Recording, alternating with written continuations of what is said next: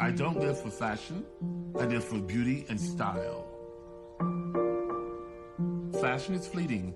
Style remains.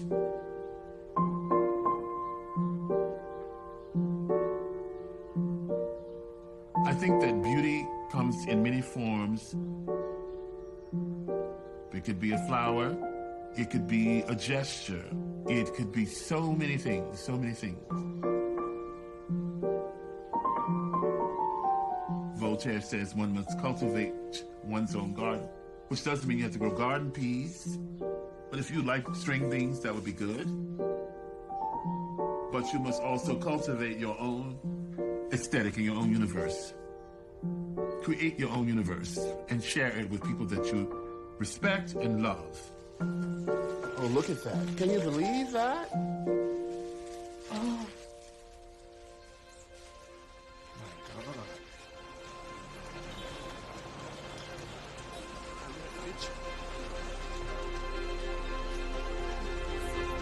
This is Andre Leontalo reporting live from Paris.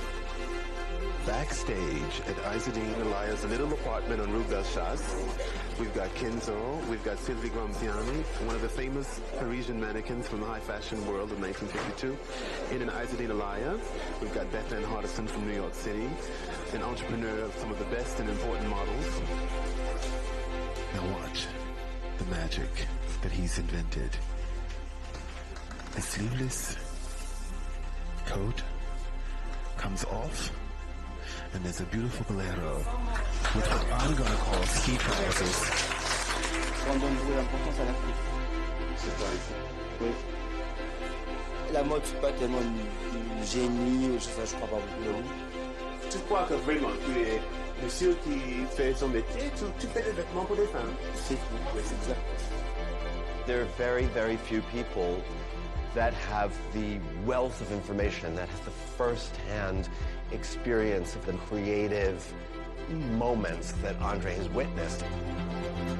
My job is to make sure that Vogue has the first entree into every door of every important house, be it a fashion house or the house of someone who has a great art collection, to be the first to get Madonna on the cover of Vogue.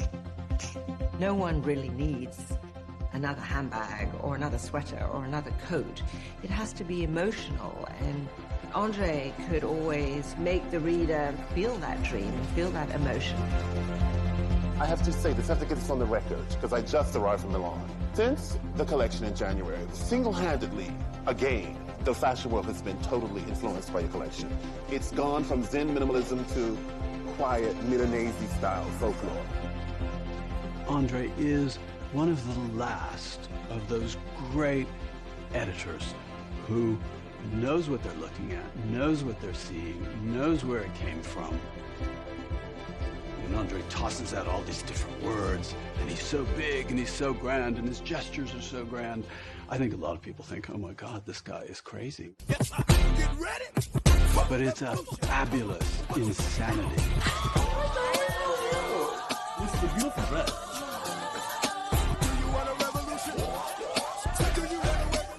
Bracelets. When you have two bracelets, it means you're wealthy. Your husband could afford both. He didn't have to buy them credit. This is me. Where's this from? This is Gucci. That's a Russian oligarch. Black food. He's like the Nelson Mandela of couture. This is it. Look, this is it. The Kofi Annan of what you got on. What do you think about this outfit? Drecitude. What is a drecitude? Drec, which means a wreck. Andre is at once a legend in mainstream culture. And he is also a tall, big black man in America, born in the American South. And as such, there will always be great tension there.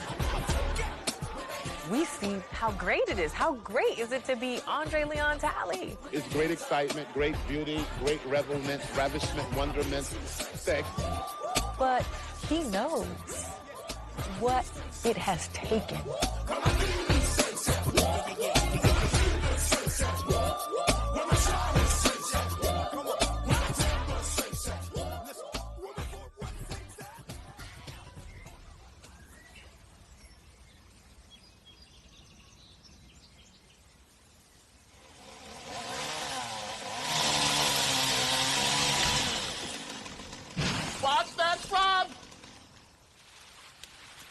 He's got on something. You see the way he hit that thing? And he breaks that shrub. You see that shrub? Don't hit the shrub. Okay. I wonder how heavy that tree is, that branch. Look at that. He's taking it. Darn, he must be strong, but look at that.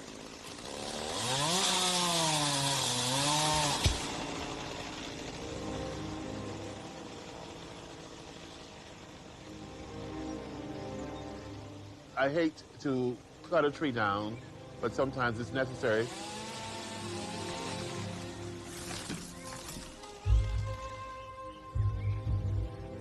When I was a child, there was one big maple tree, and it was a beautiful, beautiful tree. It was huge, and it took over the whole front yard. It just created the greatest shade. All of my aunts and uncles used to come over and sit on the porch in the summer when the weather was warm.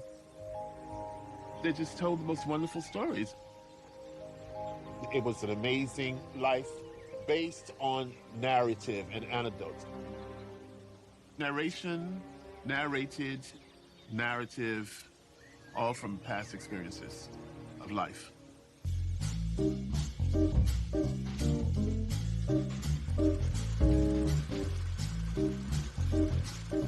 When I was born, I was taken to Durham, and then my mother and father left me there, and my grandmother raised me. My grandmother kept me basically protected from any sort of outside world except the extended family, the world of church. It was a very protected world that I basically lived in, where the most important person in the world was my grandmother. And it was very much a parallel world to Truman Capote's A Christmas Memory. A coming of winter morning more than 30 years ago. Oh, my. It's fruitcake, brother. The person to whom she is speaking is myself, and we have lived together well as long as I can remember. We are each other's best friend. She calls me Buddy. His grandmother was a stickler. Nobody messed with her. She could scream all the way from 2 city blocks. You could hear her, Andre! Andre Leon Talley! Get in here! His grandmother was just everything to him, just absolutely everything. The Southern culture and his grandmother greatly impacted who he is. I had a kind of discipline that I learned early. Responsibility. I always had to make my bed properly and neatly.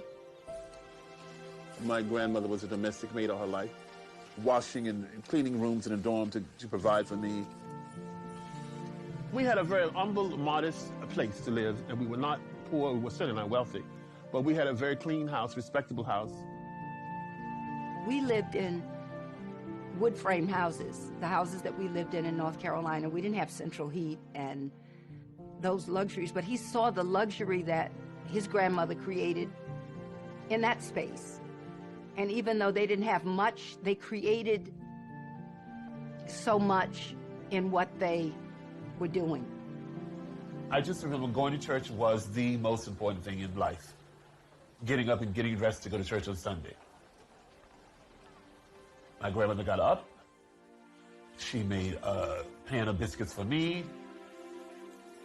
I'd eat the whole pan of biscuits myself. Get dressed, get in the car, and then go to church.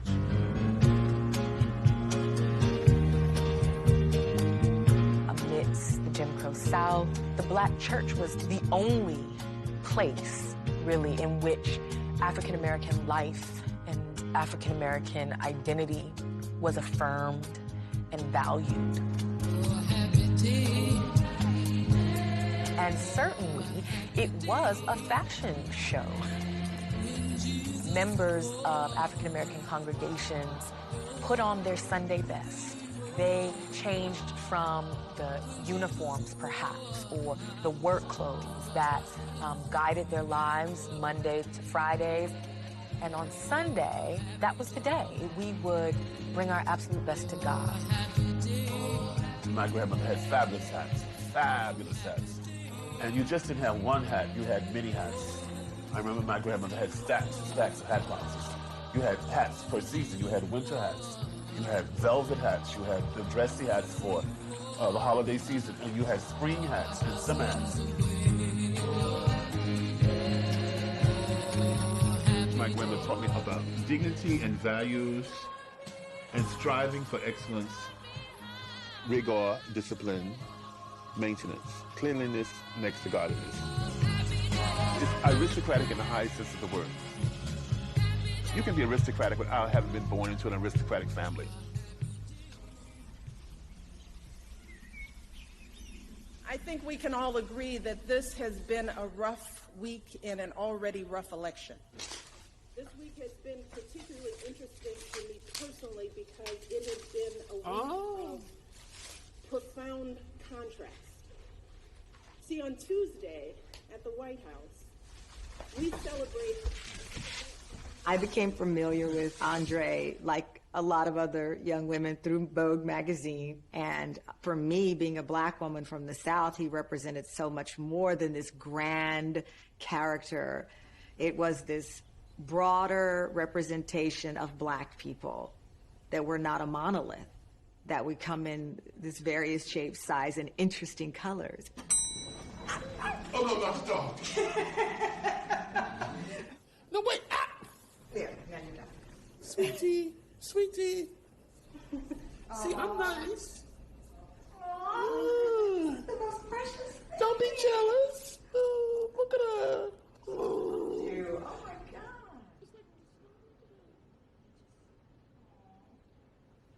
Did you see Michelle Obama's speech? Yeah, amazing.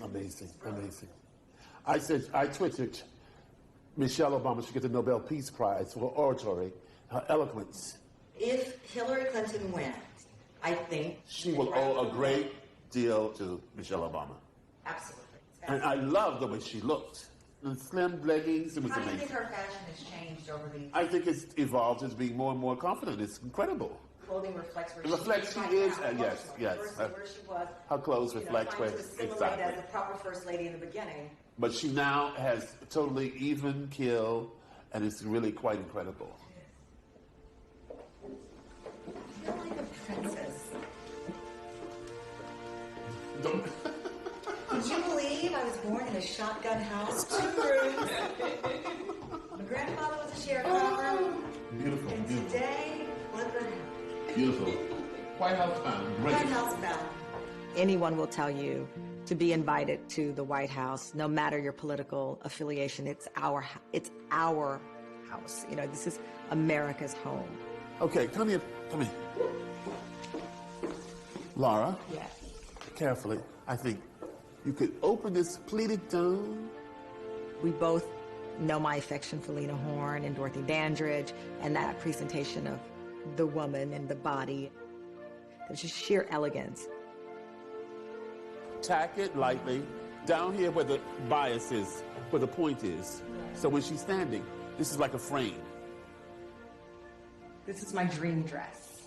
The dress I wanted to wear to the White House. It's quite beautiful, Tom. It is, right? Fashion has to uplift the soul. It uplifts the spirit. Now let's see, you walk now. Let's walk. Oh yes, lightly. It's a moral code to dress well. All of my relatives, all the women in my family, and the men had style. The chic thing was to go to downtown Durham and go to Joe Bell's, a very chic hat store. But Joe Bell's had this Jim Crow system where if a black woman came into the store to try on a hat, she was asked to put on a veil, but the white women were not. In other words, the black woman's hair was not supposed to touch a new hat. So I was aware of the outside world. I was definitely aware of the civil rights movement. There were dogs being thrown on people in the South. All of this was on the television. It made me very aware of what kind of a culture I came from and what we as African Americans had to suffer.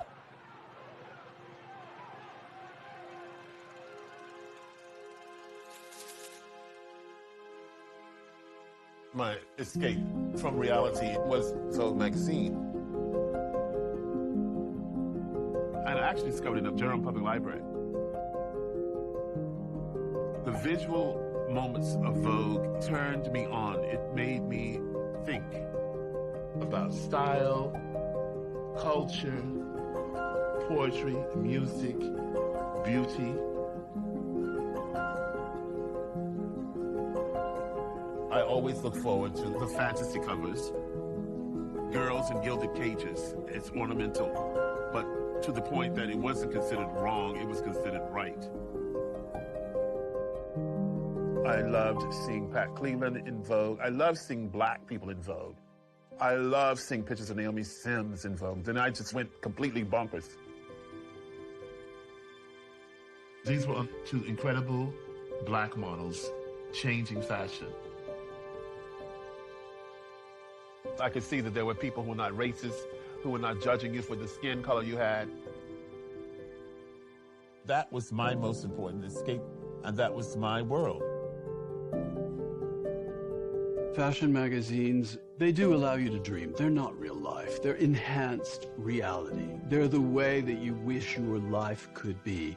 They're the way that you imagine life should be. And it was a form of escape to a world which was kind and gentle and nice and beautiful. Andre grew up in a magic bubble, and it was genuinely like completely head over heels immersed in all of it. I was in that insulated world, reading everything I could get my hands on. Reading W, reading the New York Times, reading the Fashionable Savages. Mr. Fairchild described a world that was larger than life.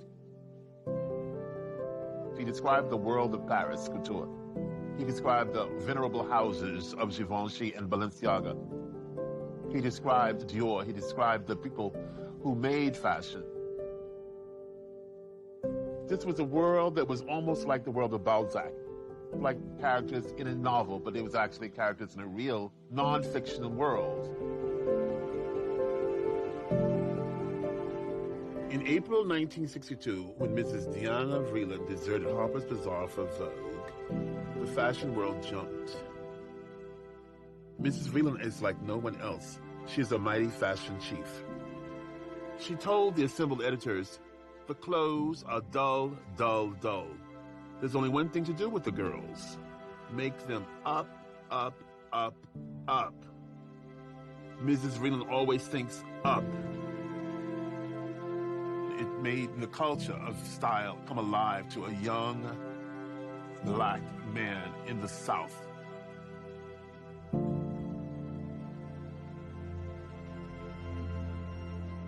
Every Sunday after church, I'd have to go across town to the Duke East Campus, to the magazine stand, to get the Vogues. And one Sunday, I was going across the railroad tracks, and people threw rocks at me from a car. I wasn't wearing capes or anything. I was just walking around in normal, like a sweater, like a ski sweater or something.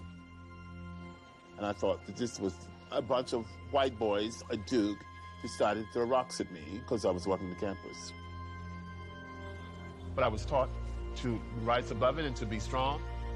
I went to an all-black high school. Hillside was a school that almost forced you to excel to the best of your ability. And it was excellence without an excuse. And they accepted nothing less than that. When Andre was a student, we still had segregation. There was always the notion that you couldn't just be good You had to be better. And success is the best revenge.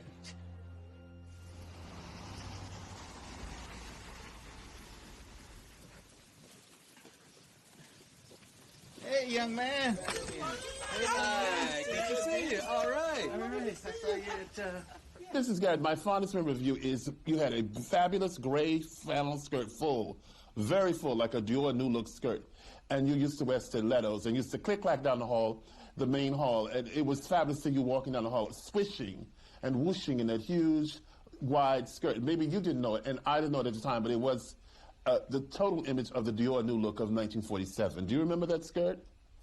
Because Bruce has his memory, tell him your memory. I was looking at your skirt, and Bruce was looking at other things. Your legs. That's true. How do you remember Bruce and I? How do you remember, what do you remember about me? I remember that I was in the Mouse that Roared. I was the star of the Mouse that Roared, Count Mountjoy, Lovejoy or Mountjoy, one or the other. I played 2 roles. I played every role. And you knew you were well suited. Yes, I did. I did.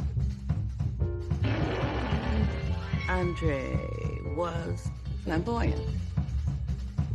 When we did The Mouse That Roared, the part that he played, he was the Count. It was almost like typecasting. My dear chap, I have sent not 1 protest, but 3, mind you. He was outstanding and stood out because of his height, because of his mannerisms. When you heard him speak, you knew it was Andre. Bœuf bourguignon. We're going to make bœuf bourguignon. Julia Child made me gravitate towards French, learning how to speak the language. Courage and bon appétit. French was absolutely my favorite subject. So I think that's why I mastered French. Whack it off. He was creating for himself out of what he loved. Just an unbelievable character. Believe it or not, I was inspired by a woman, Lady Ottilie Morrow, who was an English personality. Ottilie Morrow inspired me as much as Dr. Martin Luther King did me with the impeccable white shirt. I was inspired by people who just had dared to be daring. I mean, in high school, I was the outrider, the outcrier, the outlier. The bullies hated me in school because I was the best dressed, and I had the best clothes. I don't like this kind of nostalgia for high school. I agree with these people that was chosen to be the most likely to sing in superlatives. Right. Oh, no. Right. And probably half of them are bums now. Right, or dead. Or derelicts, or dead. Yeah. Most talented, most humorous. I didn't agree with any of that. Most popular. Dolly Smith was the most popular. That's right. That's true. And the best dress is really wrong. What was your goal in the yearbook? Well, I just made this up. Ambition to become a professional actor on Broadway. I just made that up at the time. And I love that I wrote it. My hobbies were skiing. Like I ever had a ski on in my life. Right. Do you recall how many biscuits you would have made just for you? Yeah, I have a pan of biscuits, yes. 12 biscuits worth for you only. Yes. Beverly said you ate 5 hot dogs coming up here. I eat 5 hot dogs every day. I can't. Well, that's not good for your health. Even I know. I don't eat 5 hot dogs. But why do you eat 5 hot dogs? Same reason you eat caviar. Okay. I don't eat caviar. Well, what joy does the hot dogs give it to you? What joy does the hot dogs give you? Satisfaction. When you know it's not good for your cholesterol, you know it's not good. Caviar, how good is that for you with salt? Well, I don't eat it every day. You eat 5 hot dogs every day. I eat caviar on special occasions. When I go to Valentina's house. It's a level that I have never lived, a lifestyle I've never lived. I've appreciated many things that were exposed to me because of you. Starting with your father. Yes, okay. I think my father preferred you to me. I don't agree. But I wouldn't think so. My father was in my life, but he was living in D.C. He was a taxi cab driver. I couldn't wait to see that taxi cab in front of Andre's grandmother's home with that Washington, D.C. plate on it. His daddy, he would take us to baseball games, and I'd be there so excited with the popcorn and with the sodas. And Andre would be sitting there more or less pouting. And we'd go to the shopping mall, and then that's when he got excited, when we went shopping. I'm wearing second-hand hats, secondhand clothes. That's why they call me secondhand rose. Barbra Streisand inspired me to go thrift shopping. Secondhand Rose, a song. She ran through Bergdorf's in leopard and white mink knickers, and then she would shop at the thrift stores, and she loved going to thrift stores. And I thought if it's good enough for Barbra Streisand, it's good enough for me. And I happened to have been in New York one summer, and I went to this thrift shop, and I found the most extraordinary maxi rubberized cape. I think I paid about $5 for it, maybe less than $5, and it was my first cape. Capes for me suggest a great moment. They are very, very formal and regal. The train 18 feet long. When you're wearing a cape, you're going to behave differently. You're going to stand differently and walk differently. I really have this appreciation for the dramatic moment. I mean, this coat is a great coat. This coat is inspired by all kinds of great literary heroes and heroines. Russian, people in the Russian Tolstoy, people out of Tolstoy. I might have said something to Carl about Tolstoy, Anna Karenina. That's why the college like this. Andre is an operatic figure. You know, you look at him, I mean, he is larger than life. What moves him is that idea of, like, just do it, think it, wear it. When he's like, oh, darling, make me a cape to the floor, or darling, I need a ruffled shirt, or whatever. There is no hesitation, like, do you think I should wear this? It's just there, out there. And then, like, changing your mind tomorrow. I've made some particular style choices. I had Mucha Prada make me a mauve alligator coat. And then I wrapped my turban, it was mauve, like the Indians do. And then when I saw the picture that came out of the paper, I thought, this is a big mistake. I remember those disasters. These are not good moments in my wardrobe. My best moments have been my caftans. I love everything that I've worn to the Met. When I was young, I was thin as a number 5 lead pencil, and I look back at those pictures and I think, thank God, there's documentation of me. I was thin maybe up to the age of 40 when I began to bloat up. I just don't seem to lose the weight. I've been quite bloated like a manatee. I often think of myself as a manatee, but yet and still I made the effort to go to the Met looking fabulous. Andre completely transgresses the boundary of what has been deemed acceptable for Black masculinity. The Black church has its liabilities as it relates to gender and sexuality.